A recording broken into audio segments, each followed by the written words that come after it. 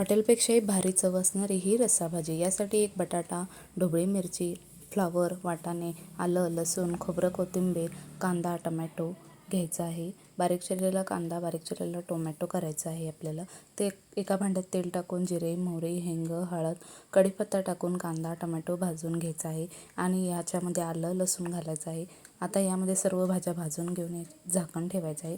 झाकणावर थोडं पाणी ठेवा आणि त्याच्यामध्ये थोड्या वेळाने झाकण उघडून याच्यामध्ये सगळ्या भाज्या परत एकदा हलवून घ्या आणि आता याच्यामध्ये तिखट,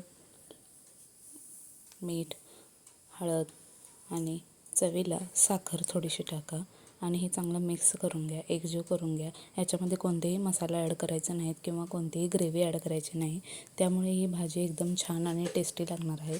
हॉटेलपेक्षाही सुंदर ह्याची चव असणार आहे।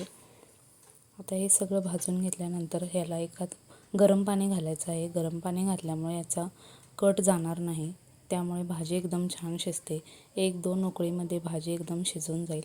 तयार आहे आपली झणझणीत, रस्सेदार, हॉटेलपेक्षाही भारी, मसालेदार अशी रस्सा भाजी। तुम्ही एकदा करून बघा।